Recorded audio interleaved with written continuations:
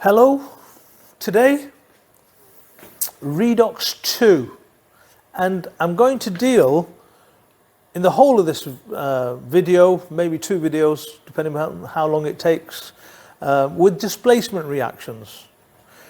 Now displacement reactions are reactions like this.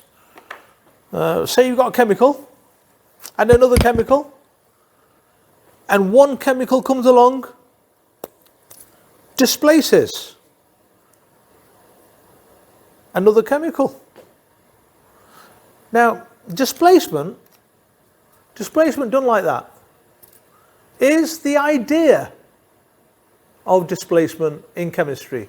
So displacement as a word in English is exactly how we want you to think about it in chemistry. So let's get started.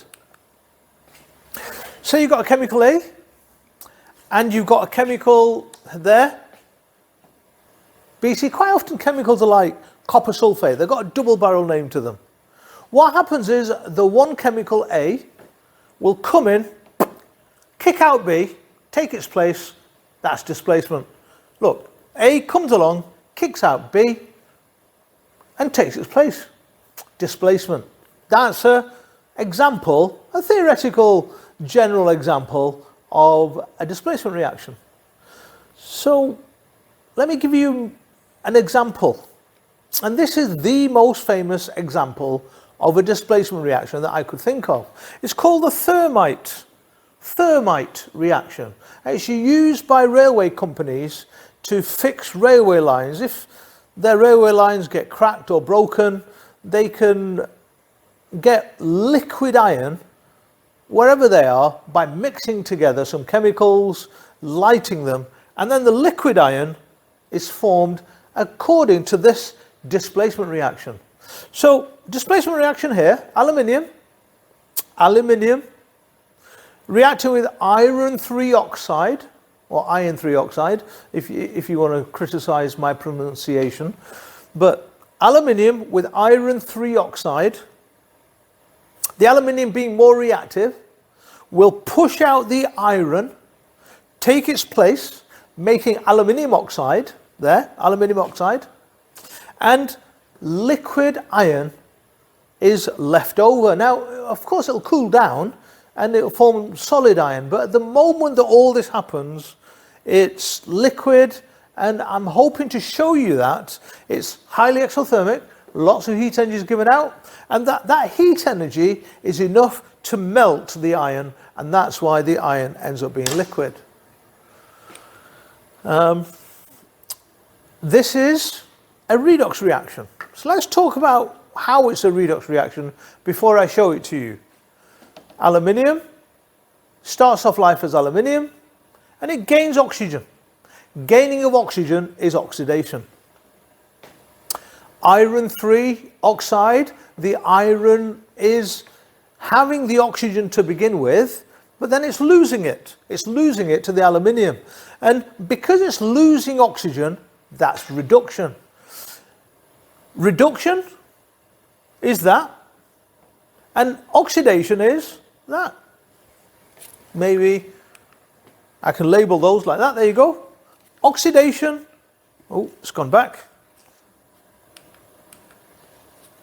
Oxidation is the aluminium going to aluminium oxide. Reduction is the iron 3 oxide going to iron. And we can use the phrase reducing agent, an oxidizing agent. So this aluminium causes iron oxide to be reduced. So that's your reducing agent. The reducing agent is itself oxidized. Similarly, the oxidizing agent is that, because it's oxidizing the aluminium. It is an oxidizing agent, but is itself reduced. Now, all of these ideas I covered in my Redox 1. I'm just going over them again with you. Aluminium is oxidized, gaining oxygen. Iron oxide is reduced, losing oxygen. Now, I was in my previous video, Redox 1, talking about oil rig. So let's discuss this in terms of oil rig.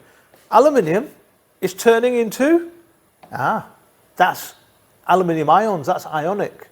Aluminium ions are Al3+.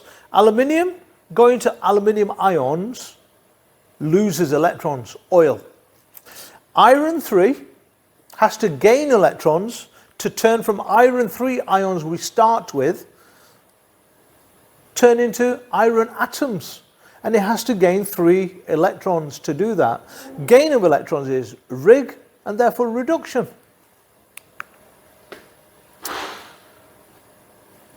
Right, let me see if I can show you this before the next slide.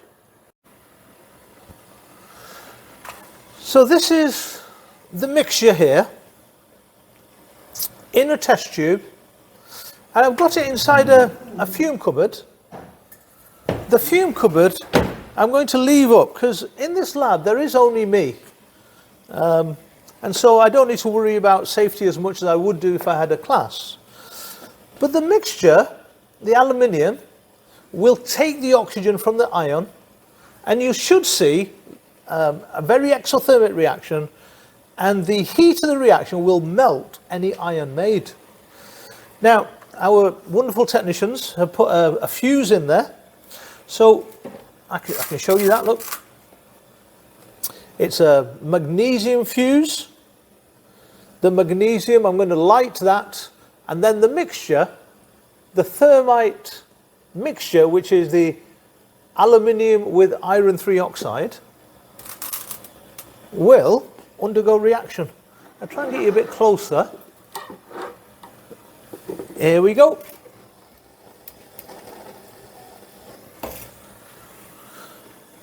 So the fuse is burning down.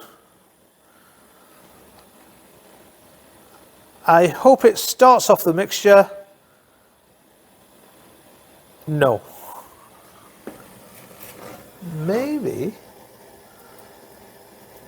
It went out. Let's see if I can get it relit again.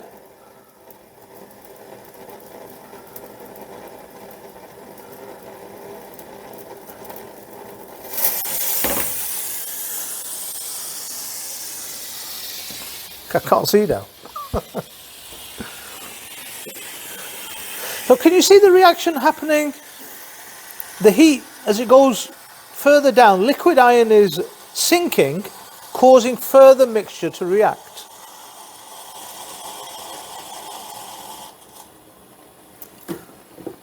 If I take you a bit closer, you might be able to see the liquid iron at the bottom.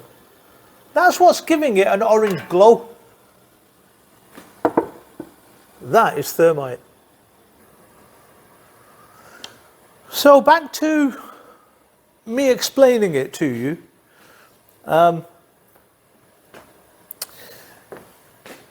Your teachers may have called such reactions competition reactions.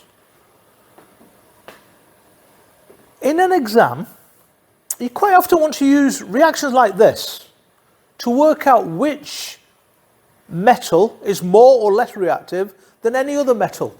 Because you know what? The most reactive of the metals will end up with the oxygen.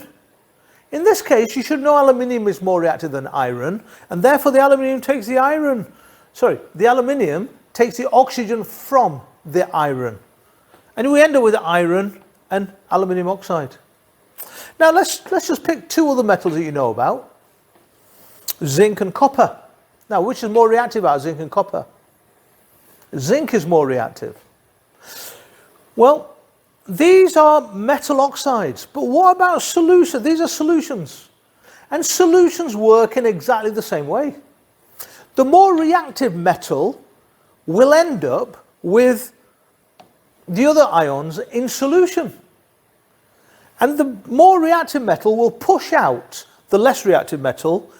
So here, the more reactive zinc, I can show you this as well in a minute.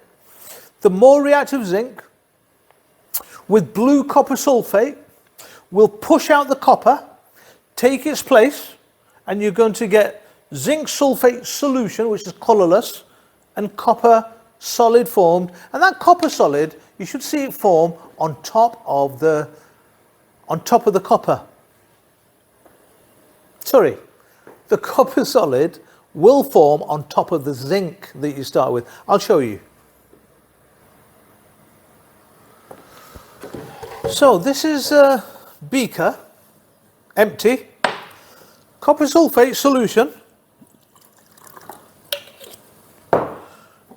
zinc metal. Now I'll put some of that in there. Just some pieces in there. Show you. The zinc starts off looking like that. It's a shiny, silvery metal. And what happens as it reacts? Can you see? It starts darkening. Now the darkening isn't random. The darkening is copper being made. And if I have enough copper on top of the zinc, then it will start looking brown. Reddish brown. Copper coloured. And as the copper sulfate reacts away, making zinc sulfate, then the bluiness will reduce. The bluiness will get less blue. See, zinc sulfate is colourless. Zinc sulfate is colourless, and this will eventually turn into zinc sulfate. The zinc pieces are actually reacting away. And you can see there. You can see there that is zinc with copper being formed on top. You can see the browniness. Right, let me pause it.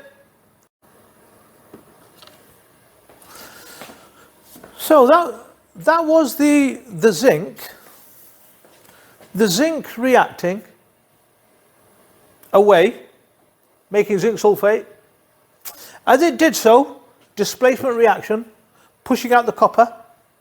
The copper solid formed on top of the pieces of zinc we started with.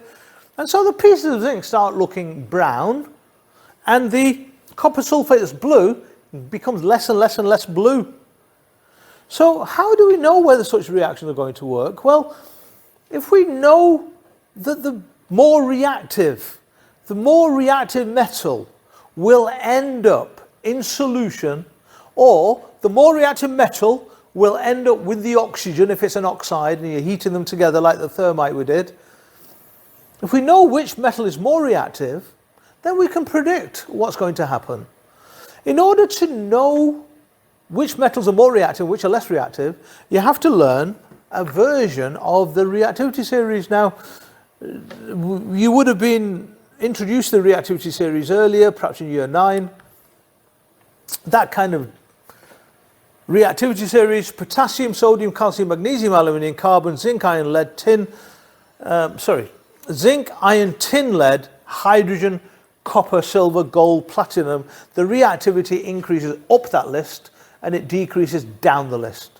So if, for example, you've got, I don't know, lead nitrate,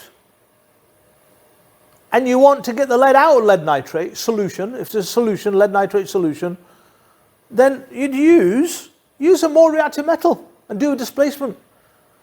Pick something like zinc. The zinc will push out the lead, take its place, you'll get zinc nitrate, and lead metal will come out of solution. It's that kind of simple idea, but you've got to know the reactivity series.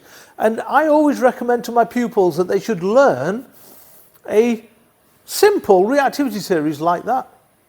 Now, we will be coming back to the reactivity series over and over again because the ideas are important, that there's this pattern, and the pattern links directly to reactivity.